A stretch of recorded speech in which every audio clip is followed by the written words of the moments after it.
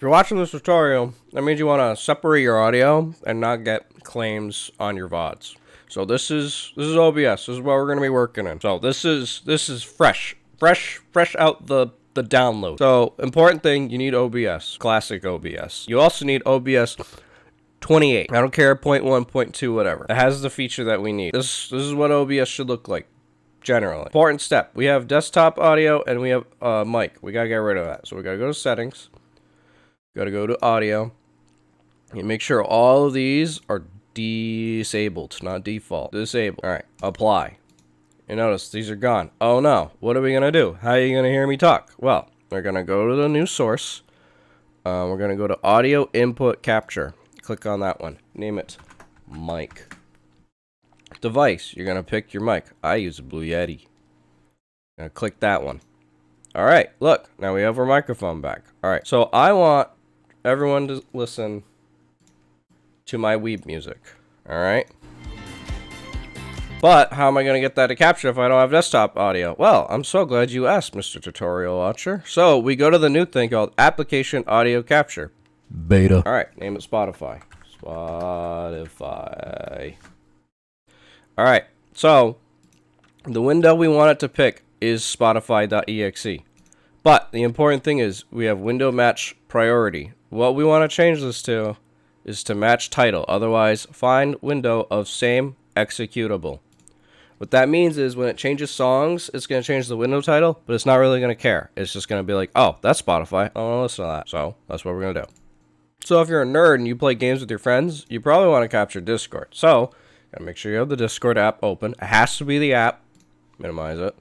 Do the same thing. Go to Application Audio Capture Beta. Discord. Find the window and do the same thing. Match, otherwise, find window, same executable. There you go. Now if your friends talk, they have a whole little audio thing. You can change all the filters and everything. It's great. So if you're an epic streamer and you get a lot of alerts, you probably want to have your alerts tab. And the way we have to set that up is also kind of a little finicky. So what we gotta do, you gotta add it like normal. Go to browser source, call it alert box.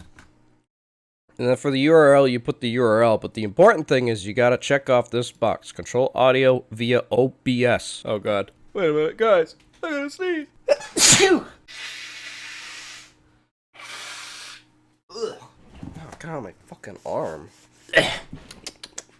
Anyways, so now if you press the test anything button, it won't make any noise. Oh, what the fuck's up with that? That's weird. What we're going to have to do is we're going to have to go into the advanced audio properties, which is very intimidating, but I promise you, I will walk you through it. All right, so you're going to click on any of these three dots, and then there's going to be advanced audio properties. You're going to click on that. You're going to get this pop-up. I know, very intimidating. Basically, the only things we need to care about are the audio monitoring and the tracks.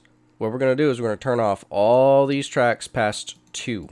So all the 3, 4, 5s, and 6, get rid of those. So the first thing we're going to fix, we're going to make it so that we can hear the alert box and that stream can hear it. And what we're going to do is we're going to go to audio monitoring.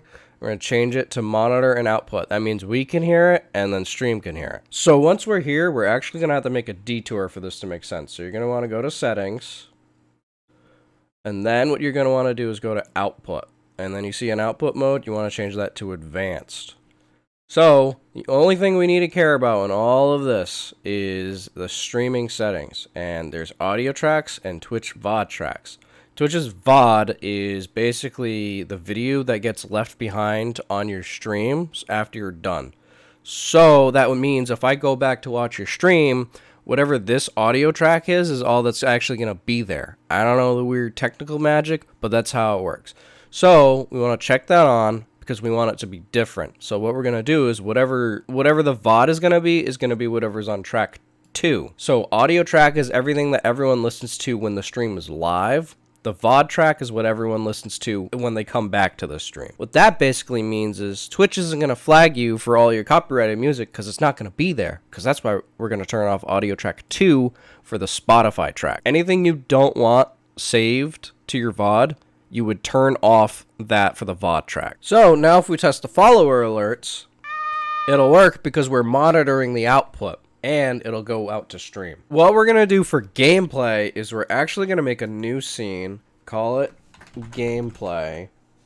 So you would capture the gameplay any way that you normally would. So if you do game capture, window capture, display capture, you can do it the same exact way. For gameplay audio, we're going to do it the same exact way we did it before. So we're going to just add another application audio source capture beta, call it gameplay audio, and then find the specific window, and then you change it to otherwise find window of same executable, just in case, you never know. And there you go, we have our gameplay audio. It is important to note, anytime you switch the game, you will have to right click and go into properties, and you'll have to switch the window to whatever game you're playing. It's a little annoying, and there's probably a plugin around it, but given Twitch's God-given tools, this is how we have to work with it. Now for the final step of getting all of our audio sources from the other scene into this scene, because as you can see, we don't have our mic, our Discord, and our Spotify. What we're gonna actually do is we're gonna go to sources,